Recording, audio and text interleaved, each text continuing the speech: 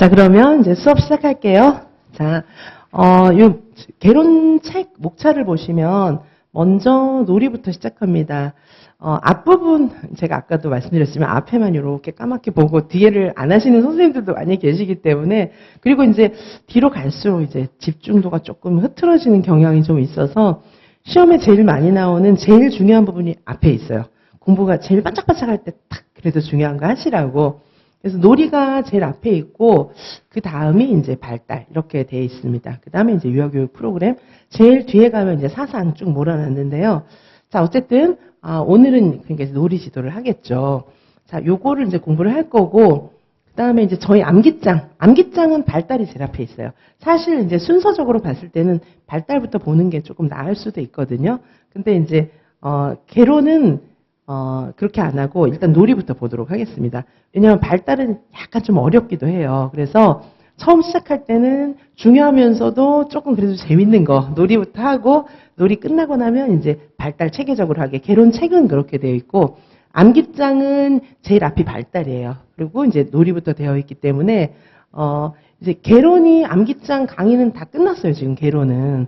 그리고 이제 그 뒤에 지금 진행 중인데 암기장 강의를 들으시면은 그거는 개론까지 다 듣는데 시간 얼마 걸리지도 않을 거예요. 자, 그래서 오늘 요 이제 개론 수업을 들으시고 암기장으로 꼭 나중에 이제 복습하시기 바라고, 오늘 이따가 또 한번 훑어드리도록 하겠습니다.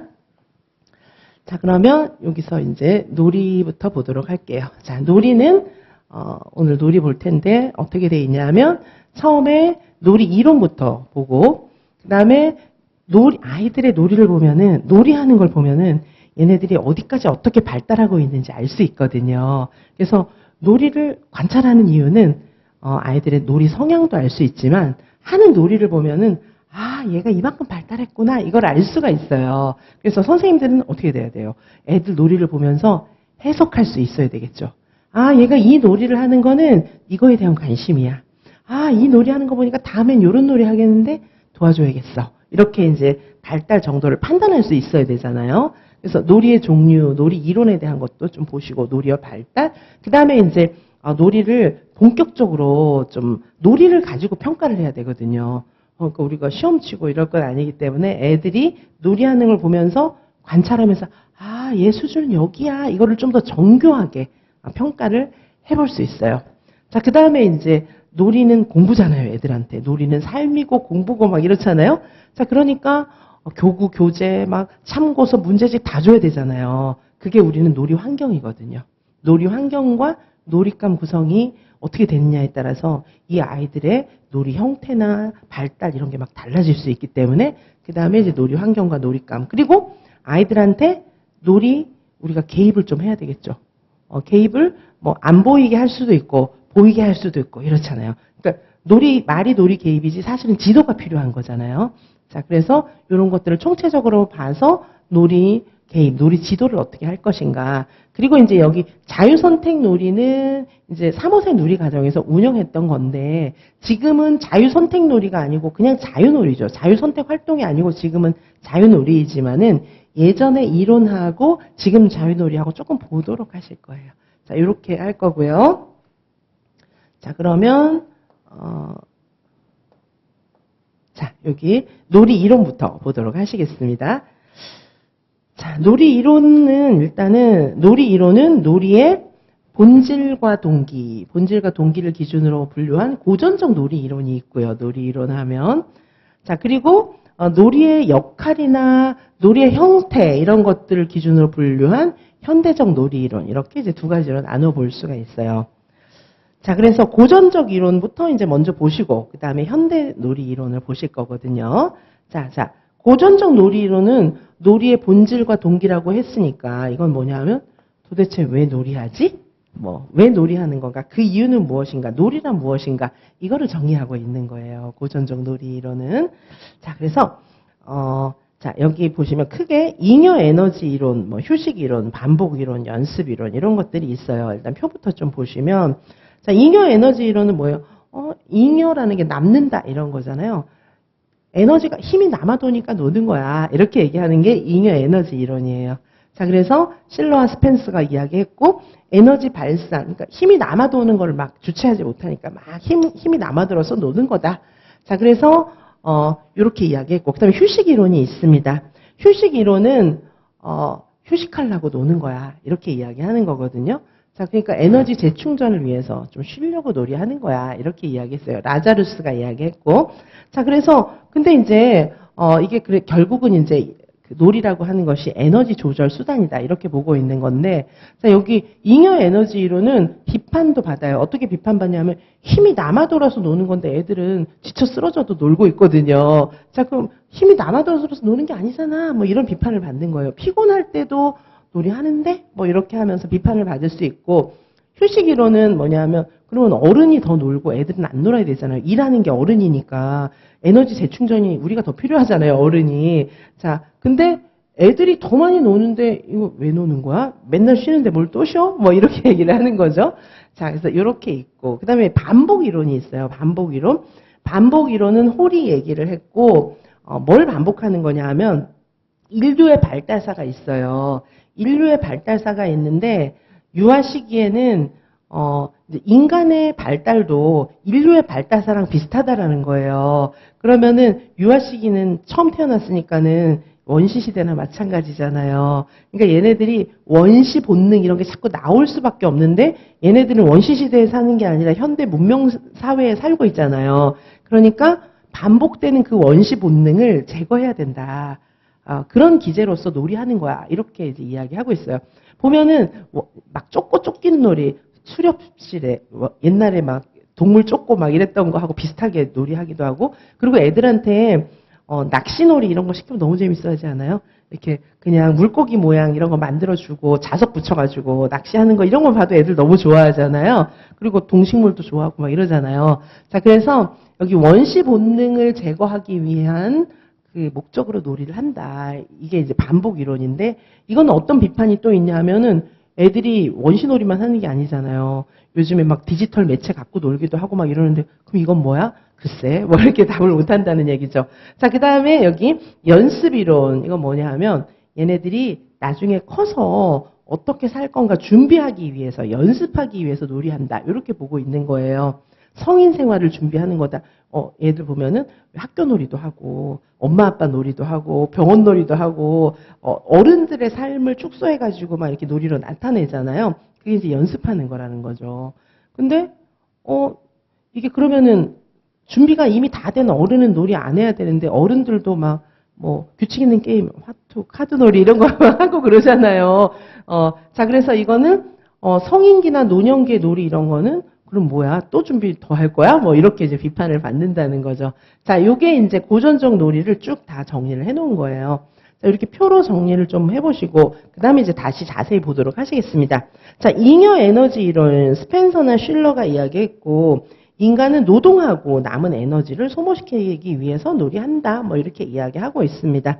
자, 슐러와 스펜서. 자, 스펜서의 견해 보시면은 본능적으로 무의식적으로 이렇게 이제 놀이하려는 그런 욕구가 있다. 이렇게 얘기하고 있고, 7페이지에 동그라미 2번에 보시면 고등 동물일수록 행동이 다양하다는 거예요. 그래서 이제 일단 고등 동물이 하등 동물보다 훨씬 놀이를 많이 한다는 겁니다. 그래서 훨씬 갖고 있는 그런 에너지나 이런 것들이 더 많다. 뭐 이렇게 이야기하고 있는 겁니다.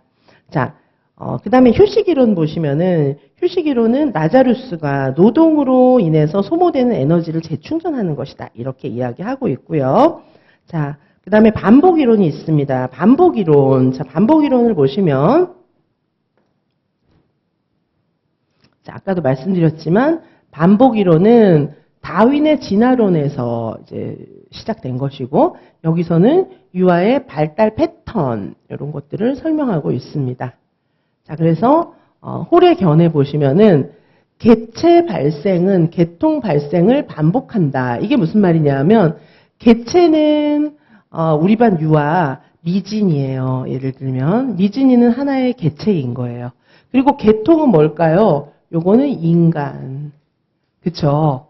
그래서 이 미진이의 발달 과정은 인간의 발달 과정을 반복하는 거예요. 그쵸? 자, 그래서 결국은 사람이 어떻게 되냐 하면은 세뇌 발달 과정, 어려서는 원시 시대랑 비슷한 거예요. 그리고 점점 복잡한 단계를 거치면서 발달하는데 아동기 때는 원시 시대의 그런 특성이 강한 거죠. 그래서 놀이를 통해서 옛날에 인류의 원시 시대 이런 것들을 다시 한번 재현하고 있다 이렇게 이야기하고 있습니다. 그래서 그 증거로는 동물 단계에서 기어오르기, 활개치기, 애들 막 이런 거 좋아하잖아요. 기어오르는 거. 동물들이 기어오르고 막 이런 거 하잖아요. 자, 그 다음에 야만 단계에서는 사냥하기, 숨고 추적하기, 애들 막 숨고 찾고 막 숨바꼭질하고 막 이러잖아요.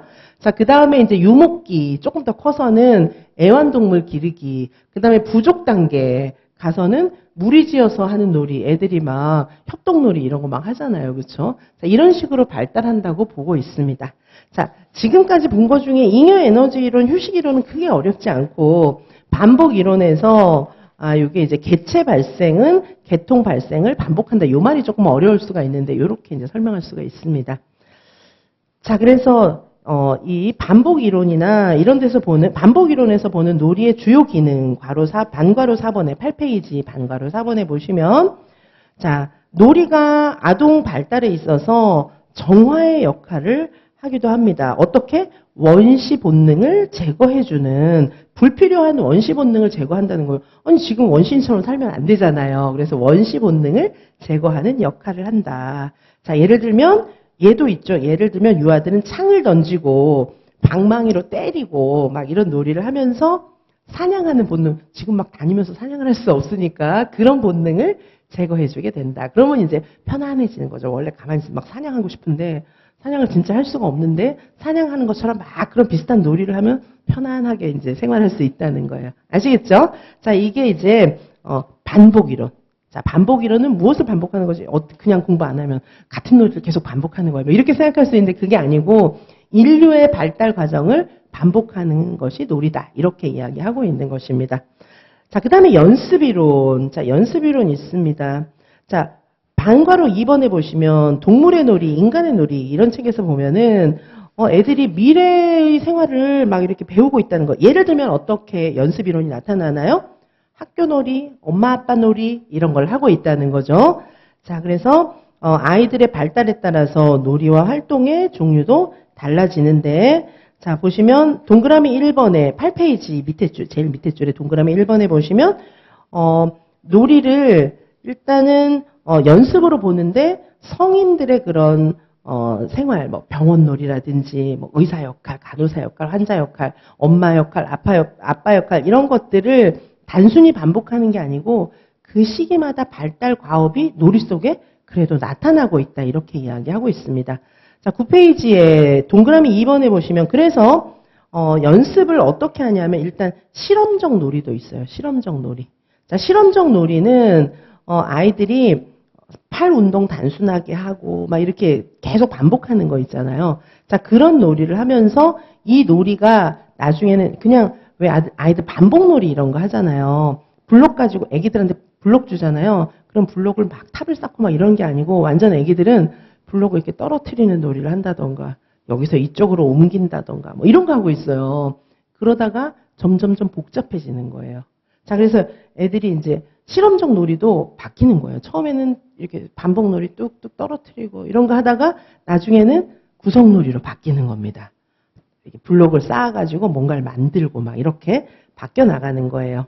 자, 그래서 아이들이 감각 기능, 운동 기능 여기서 이제 점점점 복잡한 놀이로 바뀌어 나간다. 이렇게 볼 수 있고요. 그 다음에 사회적 놀이가 있어요. 자, 연습 이론에서 지금 중요하게 생각하는 놀이, 실험적 놀이, 사회적 놀이 있습니다. 자, 사회적 놀이는 여기 보시면 쫓고 쫓기는 거친 신체 놀이.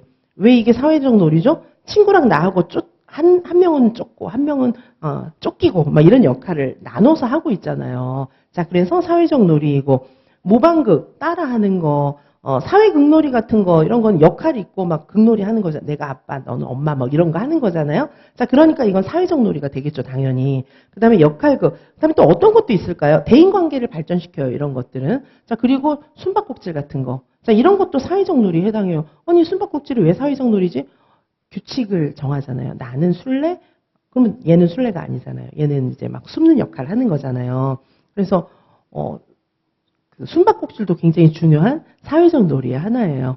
자, 그래서 사회적 놀이는 서로 역할을 분담하고 뭐 이런 내용들을 담고 있어요. 자, 이런 거 보니까 놀이는 진짜 미래생활 연습하는 것 같죠.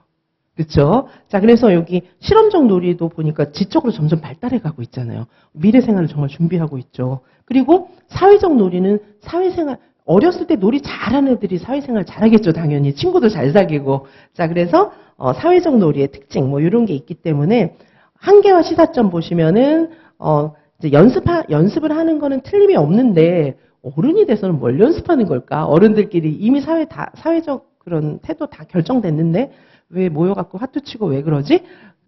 뭘 연습하는 거지? 덧셈 뺄셈? 그건 아닌 것 같잖아요. 그렇죠? 자, 그래서 이런 한계가 있다는 거예요. 자, 연습 이론 아시겠습니까? 자, 지금까지 보신 게 잉여 에너지 이론, 휴식 이론이 있었고, 요거는 용어 자체가 그렇게 어렵지 않아요. 그렇죠? 반복 이론은 똑같은 놀이 반복하는 그런 게 아니라는 거죠. 그게 아니고, 개체의 그런 발달이 계통의 발생을 줄여놓은 거나 마찬가지이기 때문에 계속해서 원시 시대의 그런 본능을 줄여나가면서 반복하고 있는 것이다. 이렇게 이야기하고 있는 거예요. 자, 그 다음에 연습이론은 이제 미래 생활을 준비하는 것인데, 특별히 실험적 놀이, 사회적 놀이, 이런 걸 보면은 아이들의 미래를 준비하는 모습이 나타난다. 이렇게 볼 수가 있겠습니다. 자, 그 다음에 현대놀이. 자, 사실, 고전적 놀이보다는 현대놀이가 훨씬 중요해요. 자, 현대놀이 보도록 하시겠습니다. 우리 교재 9페이지입니다. 자, 현대놀이는 놀이의 형태를 분석하고 있는 거예요. 자, 놀이의 형태를 분석하고 있습니다. 현대놀이는. 자, 아까 고전적인 이론에서는 놀이란 무엇인가 이걸 봤다면 현대놀이에서는 고전적 놀이와는 달리 놀이의 역할이나 형태 이런 것들을 보고 있는 거예요. 자, 놀이를 좀 더 심도 있게 분석한 것입니다. 자, 먼저 정신분석 이론입니다. 정신분석 이론 하면은 누가 대표적인 사람이죠? 프로이드하고 에릭슨이죠. 자, 프로이드가 먼저 정신분석 이론을 만들었고, 에릭슨은 그거를 이제 계승한 사람이에요. 그래서 프로이드와 에릭슨이 정신분석 이론. 정신분석 이론 심리학인데, 심리학적으로 아이들의 놀이를 분석한 거예요. 왜 그럴까요? 자, 제가 예전에 이제 대학에 있을 때, 저희 학과에 보면은, 딸린 부속실로, 놀이치료실이 있었어요. 근데 놀이는 놀이지, 뭔 치료야? 정신분석 이론은 이제 약간 정신적인 그런 문제를 치료하는 그런 이론이잖아요. 근데 놀이가 치료의 역할을 해요. 이해되시죠? 그쵸? 그래서 애기들을 보면은 이제 심리적인 문제에 따라서 놀이 형태가 달라요. 그리고 이게 막 놀이를 하면서 치료가 돼요. 놀이실에 들어와서 일주일에 몇 번씩 막 놀이하면은 이게 치료가 되는 게 보이거든요. 그거를 이렇게 카메라 놔두고 다 찍어가지고 다 기록하고 분석하면서 다음 놀이 뭐 하지 이런 거 결정하는 거예요. 조금 심한 경우에는 이제 정신과 의사랑 같이 협업도 하고 이렇게 하는 겁니다. 자, 그러니까 놀이가 유아들의 그런 정신적인 문제를 치료한다는 거 알겠죠? 그러니까 정신분석 이론하고 관련이 있을 수 있다는 거죠. 이해되시죠? 그렇죠? 자, 그래서 프로이드는 이 사람은 이제 정신과 의사 출신이거든요. 모든 사람들 다 환자로 봤어요. 다 병자야. 막 이렇게 생각한 거예요. 약간 프로이드 이런 보면 다 환자로 생각되잖아요. 세상에 본능만 쫓아 사는 사람이 어디 있어요. 그렇죠? 우리 생각에는. 근데 뭐 다 그렇다고 하니까 다 정신병자구나. 이렇게 생각한 거예요. 프로이드는. 그래서 프로이드하고 이제 에릭슨하고는 같은 정신분석 이론을 이야기한 사람들이지만은 견해가 조금씩 달라요. 자, 그래서 프로이드는 정서 발달 측면에서 놀이의 역할에 대해서 탐구했어요. 자, 제가 아까 놀이치료 얘기했지만, 놀이치료의 기저가 되는 놀이 이론은 정신분석 이론이에요. 아시겠죠? 정신분석 이론이 놀이치료의 근간이 됩니다. 저는 막 놀이치료 막 지도하다 애들한테 얘기 따기도 많이 맞았어요. 애들이 막 때려요, 진짜로. 선생님들께서 뭐 유아인명 잘 안 되면 나 심리치료사 할래요 이러는데 더 어렵습니다. 더 어려워요. 자, 그리고 이제 전문가도 너무 많고 쉽지 않습니다. 자, 그런데 놀이를 통해서 애들이 치료가 되는 거를 볼 수 있어요.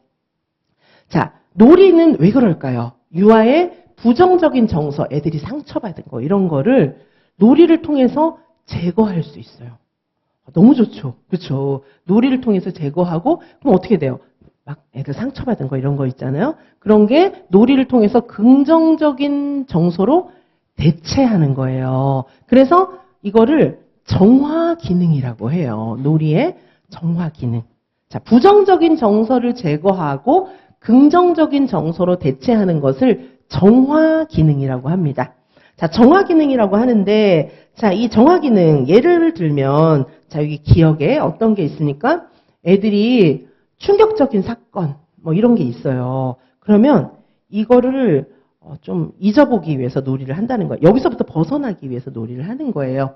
여기 예를 들면 부모의 이혼 과정을 지켜본 애가 있으면 이제 상처를 많이 받을 거잖아요. 부모들이 어제까지 막 사이좋게 놀다가 오늘 갑자기 그래 이혼 딱 이러는 게 아니잖아요. 한동안 맨날 싸우고 집이 거의 막 지옥 같을 거 아니에요. 그럼 그 과정에 뭐 어른들이야 막 신경질 나니까 얘기하고 이러면서 오히려 해소가 될지 모르지만 애는 너무 상처를 받고 무섭고 막 이렇잖아요. 자, 이 과정에 얘는 놀이를 통해서 어떻게? 놀이를 통해서 이제 막 예를 들면 아빠가 이제 안 좋은 사람이었어요. 예를 들면 아빠가 맨날 엄마 때리고 막 그랬단 말이에요. 근데 애가 너무 속상하잖아요. 그러면 이제 소꿉놀이 하면서 내가 이제 엄마가 되는 거예요. 엄마가 되고 인형이 아빠예요. 너 맞아봐. 막 때리는 거예요. 왜 우리 엄마 때려? 이 나쁜 아이야. 이러면서 막 이제 때리고 이러면 뭐 막 너 우리 엄마 때리지 마. 막 이렇게 하면서 이제 아빠 뗐지? 막 이렇게 하면서 감정이 해소되는 거죠. 아시겠죠? 너무 무거운 얘기 얘기하는데 예를 들면 키우던 토끼가 죽었어요.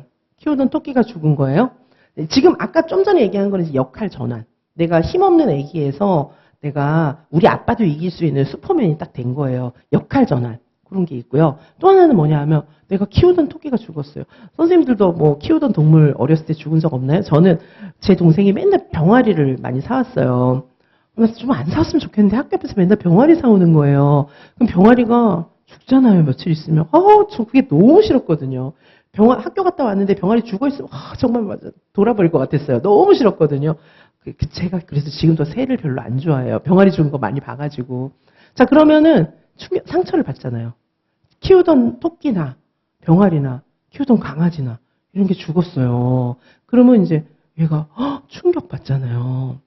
그러면 이제 어떻게 하냐면은 죽은 척 이렇게 자꾸 하는 거예요. 그러면 밥 먹다가 툭 쓰러지는 거예요. 엄마가 너 밥 먹다가 뭐 하니? 이러면 전 죽은 토끼예요. 이렇게 저는 죽은 병아리예요. 이렇게 하는 거예요. 그리고 이제 애들하고 소꿉놀이 같은 거 할 때도 이렇게 가자카 놀이 할 때도 그래 나는 새를 할게 이렇게 죽었어요. 막 자꾸 이렇게 하는 거예요. 자꾸 죽은 거 막 하는 거예요. 역할놀이 같은 거. 그럼 반복하다 보면 이제 이게 스트레스가 해소돼 갖고 잊어버리는 거예요. 자, 역할을 바꾸거나 반복하거나 이러면서 감정 정화를 분노의 감정 뭐 이런 것들을 정화해 나가는 거예요. 자, 반복하면서 정화를 하기도 하고 역할 전환을 하면서 정화를 하기도 합니다. 자, 이해되시죠?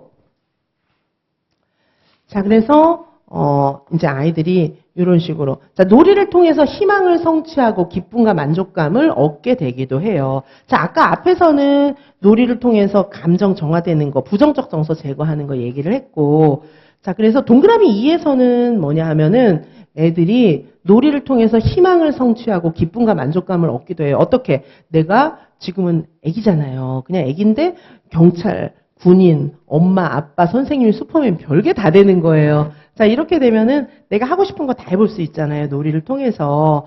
내가 뭐 못했던 거 이런 거 해보면서 아이들은 이제 내면에 잠재하는 복합적인 감정, 예를 들면 오이디푸스 컴플렉스 뭐 이런 거 있을 수 있잖아요. 일렉트라 콤플렉스 이런 것도 내가 엄마 역할, 아빠 역할 하면서 이제 해소할 수가 있는 거예요.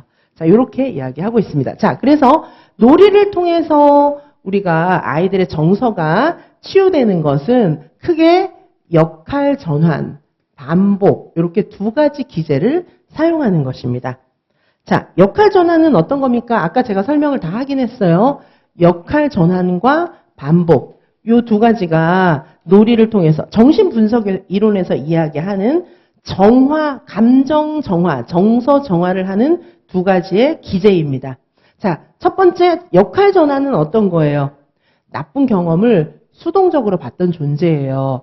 맨날 예를 들면 병원에 가서 이제 주사 맞아서 아프니까 화나고 막 상처받은 거예요. 그런데 이제 의사 선생님하고 간호사를 내가 이길 수가 없잖아요. 밖에 엄마도 지키고 있고. 그래서 그냥 엉덩이에 주사 놓을 때 내가 그냥 무기력하게 당했는데 열받은 거예요. 그러면 이제 유치원에 와가지고 인형한테 자꾸 지가 주사 놓는 거죠. 너 주사 맞아! 꾹 찌르고. 막 이렇게 하는 거예요. 그럼 역할 바뀌었잖아요. 그러면서 이제 만족을 얻는 거예요. 나도 났어. 막 이런 식으로. 자, 그래서 역할 전환. 수동적으로 봤던 존재에서 능동적인 존재가 될 수가 있는 것입니다. 부정적인 감정. 주사 맞으면서 상처받은 거예요. 그거를 대체물, 인형이 되겠죠. 대체물에게 전이할 수 있어요. 아니면 친구 엉덩이 막 때리면서 주사 놓는 것처럼 하고 이럴 수 있잖아요. 자, 전이할 수 있습니다. 자, 얘도 지금 제가 말씀드린 거 얘가 여기 있어요. 그렇죠? 자, 그 다음에 반복. 반복은 아까 말씀드렸던 것처럼 죽은 토끼 자꾸 해보는 거예요. 자, 반복은 뭐예요? 여러 번 반복해서 재현하는 경향을 얘기를 하는 거예요. 반복 기제를 통해서 좀 부정적인 정서를 천천히 약화시키면서 극복해 나갈 수가 있습니다. 자꾸 하다 보면은 이게 이제 익숙해져요. 그리고 잊어버려요. 자꾸 저는 죽은 토끼예요. 막 처음엔 너무 충격받았는데 자꾸 그렇게 하다 보면은 이제 이게 어느 정도 시간이 지나면 잊어버리게 되는 겁니다. 자, 역할 전환과 반복 두 가지의 기제를 쓰고 있다. 자, 정신분석 이론에서 이렇게 이야기하고 있는 것이고, 자, 그 다음에 이제 에릭슨의 견해를 보도록 하시겠습니다. 자, 에릭슨은 점점점 이렇게 정신적인 능력이 발달해 가는 것이 이제 놀이를 통해 나타난다고 보았어요. 자, 유아가 놀이를 통해서 사회적 기술을 점점점 발달시켜 나간다. 이렇게 보고 있습니다. 자, 특별히 놀이를 통해서 굉장히 중요한 게 사회화, 소셜라이제이션이 된다는 거예요. 사회화는 뭐예요? 원래는 사회생활을 할 수 없었잖아요. 내가 엄마한테 떼쓰고 막 엄마 쪼르면 다 되고 막 이랬잖아요. 그래갖고는 사회생활, 친구 관계도 못 맺잖아요. 소셜라이제이션, 사회화라고 하는 것은 사회에서 용인하는 방식으로 생각하고 말하고 행동하고 옷 입고 이렇게 되는 거예요. 그죠? 유치원 갈 때 막 팬티만 입고 가고 기저귀만 차고 가고 막 바지 입는 거 너무 싫어해서 그런 애기들도 있거든요. 아주 어렸을 때. 근데 조금 지나면 뭔가 이상하니까 친구들 보면 이상하니까 이제 자기가 바지 입혀달라고 하고 뭐 이렇게 하는 거예요. 그런 애기가 있었어요, 진짜로. 근데 이제 시간이 지나면 소셜라이제이션 돼서 유치원 갈 때는 바지 입고 가야 되는구나 이런 거 이제 알 수 있는 거잖아요. 자, 그래서 사회화를 기반으로 해서 이제 유아 놀이를 3단계로 설명했어요. 자, 처음에는 자기 세계. 이거는 뭐냐면 얘가 이제 사회화가 안 된 거죠. 사회생활하고 상관없는 거예요. 자기 손 갖고 놀고 막 머리 돌리면서 놀고 막 이렇게 하는 거예요. 자, 여기 자기 세계의 놀이가 있습니다. 자신의 신체를 중심으로 손 갖고 이렇게 해보고 막 이런 놀이, 깍꿍놀이 막 이런 거, 손 갖고 잼잼잼 막 이런 거 하고 놀잖아요. 자, 이때 이제 자신의 세계를 탐색하는 거예요. 반복하면서. 자, 자신 세계, 자기 세계. 그 다음에 미시 세계, 거시 세계, 미시 영역, 거시 영역 이렇게 볼 수가 있습니다. 자, 자신의 세계를 이제 벗어나는 거예요. 벗어나가지고 놀잇감 가지고 아직까지 사회생활을 못하고 내 손을 벗어나서 여기 공 가지고 놀고 인형 가지고 놀고 혼자 앉아가지고 블록 쌓기 하고 블록 이렇게 만져보기 하고 뭐 이렇게 하는 거예요. 자, 그래서 이게 놀이를 통해서 주변 사물을 조절하고 이렇게 하면서 점점 발달해 나간다는 것입니다. 자, 자기 세계, 미시 세계, 미시 영역. 그 다음에 이제 거시 영역은 뭐냐 하면은 친구와의 사회적 상호작용. 이렇게 하는 거예요. 자, 그래서 놀이가 발달할 때 자기, 미시, 거시. 이렇게 발달합니다. 자기는 자기 손 같은 거 갖고 노는 거. 미시는 이제 내 손이 아니고 놀잇감 갖고 놀아요. 근데 혼자. 그러니까 상호작용을 할 때 나와 환경과의 상호작용을 하는 거예요. 그리고 좀 더 발달하면은 거시 세계의 놀이는 친구랑 사회적 상호작용을 하는 거예요. 자, 그래서 에릭슨이 얘기했어요. 에릭슨은 자기, 미시, 거시 이렇게 발달한다고 설명했습니다. 자, 그래서 지금 여기 프로이드와 에릭슨의 견해, 그렇죠? 정신분석 이론에 근거한 프로이드와 에릭슨 정신분석 이론이죠. 자, 여기서는 놀이가 사실은 문제나 위기에 처한 그런 유아들에게 적응하기 위한 하나의 기제다. 그래서 이것이 적응을 잘할 수 있게 해주는 놀이치료로 발전했어요. 자, 현대의 놀이치료 이론을 만들어준 거, 놀이치료를 만들어준 놀이 이론은 정신분석 이론입니다. 자, 그래서 정신분석 이론을 통해서 놀이치료가 가능하게 되었다. 이렇게 이야기하고 있습니다. 자, 뭐 아이들이 부모의 이혼이나 죽음, 뭐 성적 학대, 외상 경험 이런 것들을 이제 상처가 있는 애들이 있잖아요. 그런 애들이 막 어른은 막 심리 상담하고 막 이렇게 하는데 애들한테 너 왜 그랬니? 막 이러면 얘네들은 의사표현을 잘 못하잖아요. 근데 놀이를 시키면 놀이에서 다 티가 나요. 놀이에서 다 이제 얘기를 합니다. 사실은 놀이로서 말하는 거예요, 아이들은.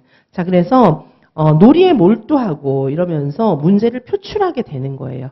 자, 동그라미 2번에 보시면 놀이치료는 아동의 특성을 고려한 심리치료의 방법이에요. 자, 그리고 이제 치료자하고 아동 사이에 이제 정서적 관계도 생기는 거예요. 왜냐하면 놀이를 관찰해 보면은 다 보이거든요.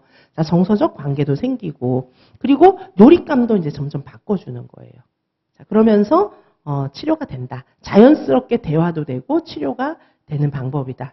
자, 그래서 정신분석 이론 이해되시죠? 자, 그 다음에 이제 프로이드와 에릭슨 말고 그 다음에 이제 펠러의 견해도 있습니다. 자, 펠러는 특정 역할이나 인물을 분석하고 선택한다. 뭐 이렇게 보면서 아이들이 놀이를 통해서 사람에 대한 사랑, 존경, 공포, 분노 이런 감정이 표출된다는 거예요. 그래서 애들이 보통 이제 엄마 따라하고 막 이렇게 되기도 하고 아이들이 막 이야기하는 거 보면은 막 공포를 느끼는 대상이 뭔지도 이제 알 수 있게 된다는 것입니다. 자, 모방하려는, 동그라미 2번에 모방하려는 역할로 주로 이제 동물 중에서 상어, 뭐 이런 거 애들이 나는 늑대다, 뭐 상어, 뭐 이런 거 주로 힘센 거 많이 하잖아요. 그리고 왕자, 공주, 지가 되고 싶은 거 있잖아요. 자, 그러면서 현실 세계에서 더 이상 표현할 수 없는 그런 것들에 대해서 역할을 해보면서 쾌락을 느끼게 된다. 이렇게 이야기할 수 있습니다. 자, 동그라미 3번에 아동의 심리성적 발달 단계에 따라서 놀이 구조도 변한다는 거예요.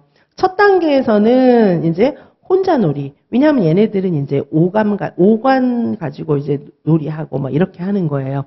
자, 그 다음에 니은에 보시면 오이디푸스 전기 단계에서는 이제 어머니의 그런 역할, 뭐 이런 것들을 성인의 역할 이런 것들을 하려고 하고 디귿에 보시면 오이디푸스 후기 단계에 가서는 친구랑 동료 간의 관계 이런 놀이가 이루어진다고 하는 것입니다.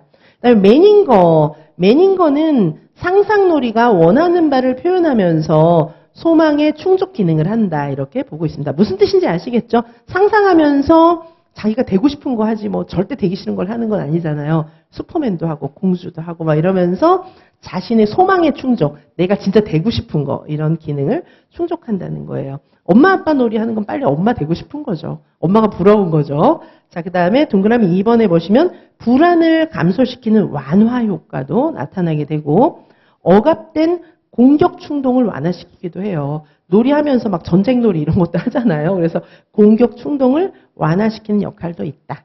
자, 여기까지 보시고 나중에 이거 전체 한번 쭉 복습도 할 것이고요. 잠시 쉬었다가 인지 이론부터 계속 보도록 하시겠습니다.